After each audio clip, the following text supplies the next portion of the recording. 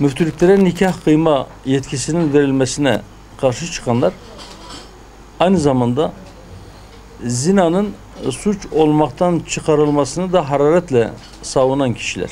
En azından bunların önemli bir kısmı böyle.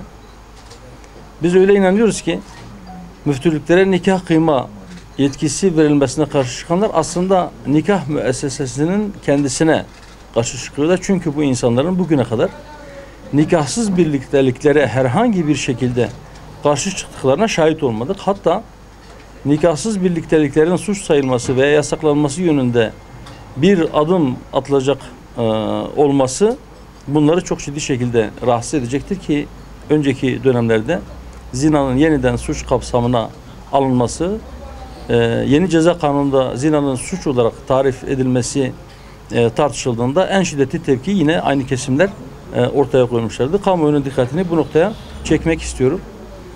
Bir diğer husus, son dönemde hükümet partisi olan AK Parti'nin eski bir MKYK üyesinin yeni bir devlet kuruluyor tarzında açıklaması ve bunun etrafında dönen tartışmalar. Yeni bir devlet kuruluyor mu? Kurulmasına ihtiyaç var mı? Bu yeni devlet kurulurken mevcut devlet yıkılıp onun yerine mi devlet kurulacak? Bu tartışmaları bir kenara bırakarak ben şunu söylüyorum. Şimdiye kadar devlet hep merkeze alınmıştır. Devlet kutsanmıştır. Asıl olan devlettir. Ülke devletin toprağı, millet de devletin tebaası olarak muamele görmüştür. Zihniyet budur. Ama asıl olan millettir bize göre. Millet merkezde olmalıdır. Ülke milletin vatanıdır. Devlet de o vatan üzerinde milletin kurmuş olduğu bir organizasyondur. Olması gereken budur. Asıl olan millettir. Milletin merkeze alınmasıdır. Bu yönde bir paradigma değişikliğine mutlak surette bir ihtiyaç vardır.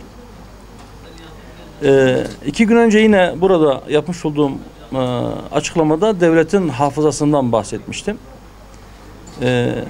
Şimdiye kadarki devlet hafızası daha önceki devlet paradigmasına uygun olarak milleti sınıflara ayıran, parçalara bölen, bunların önemli bir kısmını da düşman kategorisinde konumlandıran ve bunlara karşı tedbir alması gerektiğini düşünen bir paranoya ile hareket eden bir siyasi yapılanmadan bahsediyoruz. Eski devletten bahsederken. Bu hal devam edemez. Vatandaşa düşman muamelesi yapılamaz. Vatandaşın kahir ekseriyetinin %80'inden fazlasının ötekileştirilip düşman olarak görülmesi ve düşmanmış gibi muamele edilmesi hali artık muhaldir. Millet merkezde olmalıdır ve o eski devletin oluşturduğu devlet hafızası ki bunun önemli bir kısmı bugün devleti yıkmaya çalıştığı veya ele geçirmeye çalıştığı iddiasıyla mahkemelerde terörist olarak yargılanan FETÖ denen örgütün mensuplarının oluşturduğu bir hafızadır. Bu hafıza da mutlak surette temizlenmelidir. Yine malumunuz yaz dönemi, çiftçilerin hasat vakti.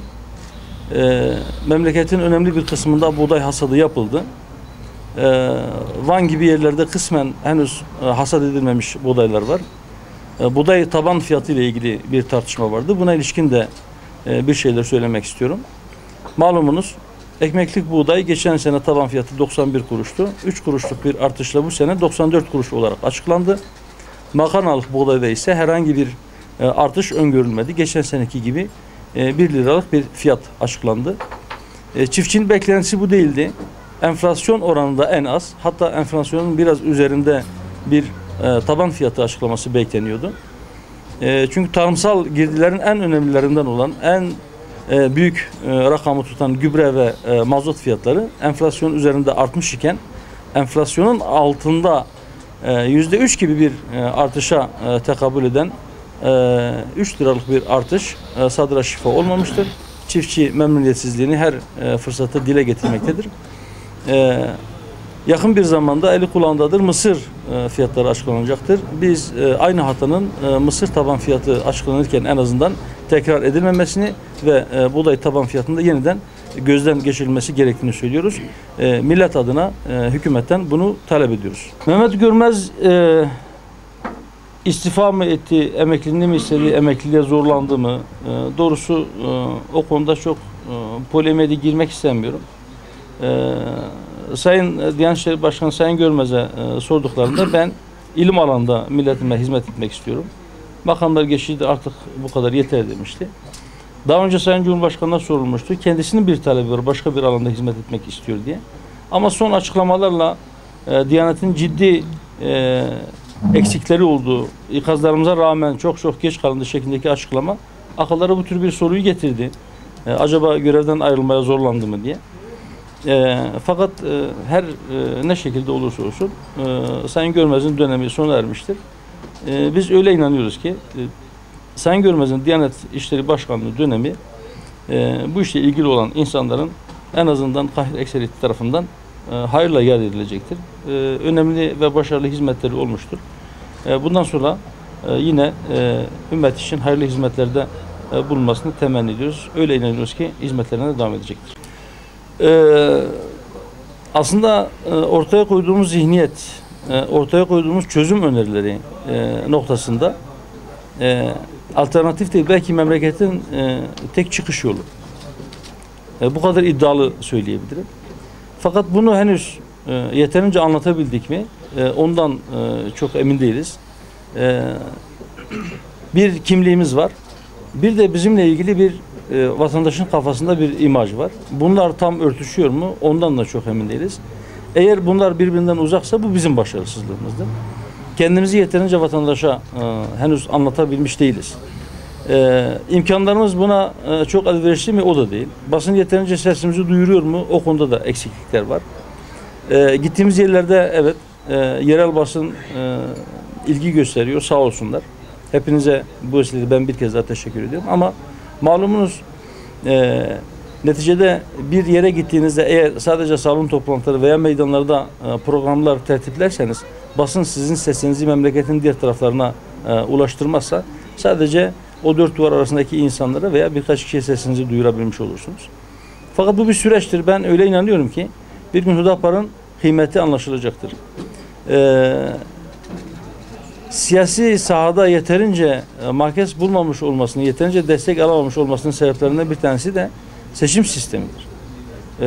Çok vicdansız bir baraj var. Hüdapar'ın projelerini, Hüdapar'ın duruşunu, siyasetini, söylemini takdir eden ve doğru olduğunu kabul eden pek çok insan da yeni kurulmuş bir parti olması nedeniyle Hüdapar'a verilecek olan oyların amaca hizmet etmeyeceği düşüncesiyle ikinci, üçüncü tercihlerine yönelebilmektedirler. Bu haksızlıklar da ortadan kalkarsa ben öyle inanıyorum ki Hüdapar çok hızlı bir şekilde büyüyecek ve memleketin meselelerine önerdiği çözümler daha çok kişi tarafından duyulacak. Daha çok kişi tarafından duyuldukça da bu büyüme hızı artarak devam edecektir diye düşünüyoruz. Allah razı olsun. Allah razı olsun. Kolay gelsin.